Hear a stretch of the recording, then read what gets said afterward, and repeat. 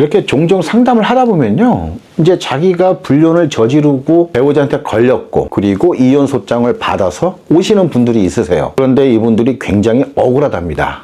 그래서 뭐가 그렇게 억울하냐라고 했더니, 아니 내가 정말 뭐 이 사람을 너무나 사랑하고 마주 오랫동안 뭐 몇 년 동안 만나고 막, 그래서 막 정말 뭐 이 사람 안 보면 죽을 것 같고, 그래서 내가 뭐 가정 생활을 내가 엉망으로 하고 이런 행동까지 했다면 내가 이혼을 당해도 억울하지가 않은데, 그냥 어쩌다 한두 번 만난 사람하고 관계 한번 가졌는데 이게 걸려서 이혼이 됐다라고 생각을 하니까 너무나 억울하다는 거예요. 그러니까 이 사람들의 얘기는 그렇습니다. 정말로 내가 사랑하고 보고 싶고 그리고 수년간 이러한 불륜 관계가 유지가 됐다면 내 배우자한테 걸려서 자기가 이혼을 당한다 하더라도 원통하지는 않을 것 같다고 합니다. 이분들이 생각하는 외도는요, 정말 뭐 누군가를 만나서 진짜 수년간 만나면서 너무나 막 사랑하고, 아니면 뭐 두 집 살림 해가면서 왔다 갔다 하고 막 이래야지만 이게 외도라고 생각을 하는 것 같아요.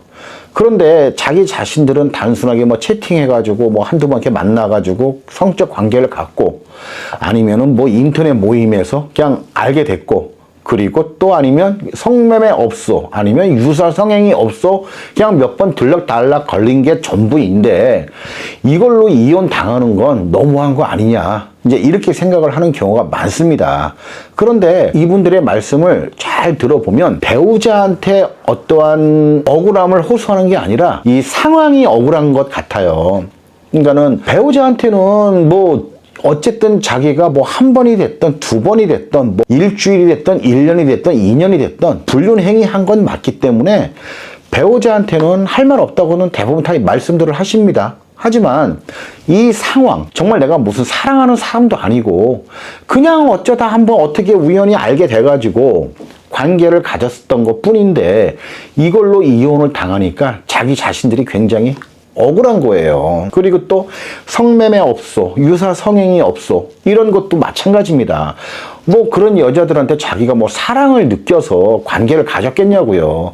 그냥 돈 몇 푼 주고 자기 성적 욕구만 해소하고 온 게 전부인데 이걸 걸려가지고 이혼을 당했으니까 얼마나 억울하겠어요. 그런데 우리가 가만히 보잖아요. 그러면은 이러한 것들을 그렇게 크게 생각을 하지 않는 것 같아요.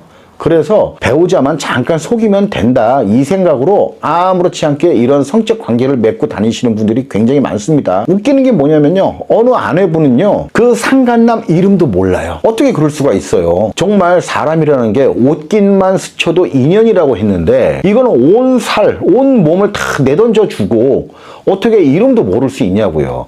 이렇게 가벼운 만남으로 자기 인생을 거는 거라고요.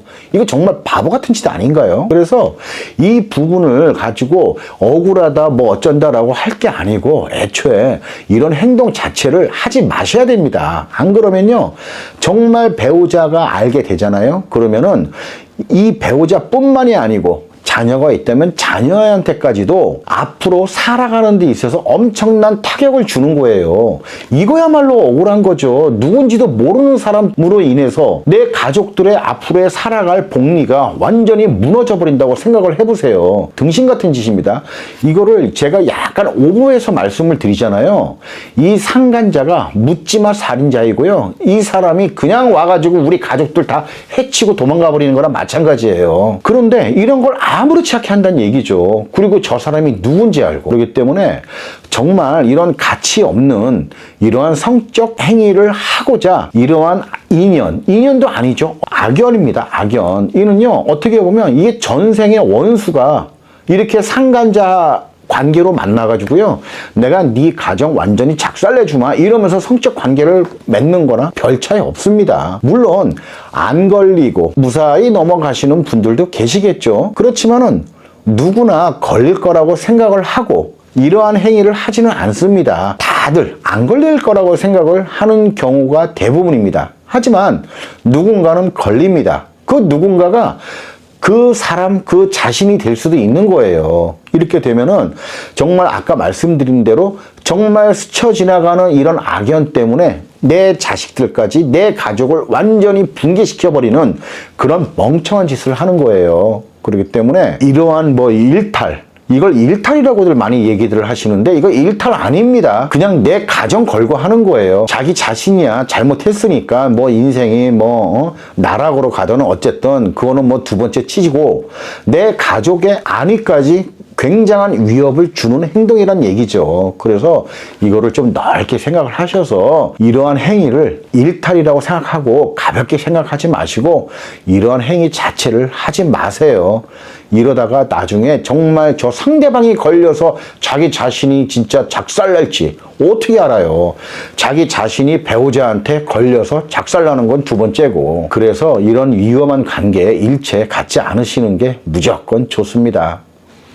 끝.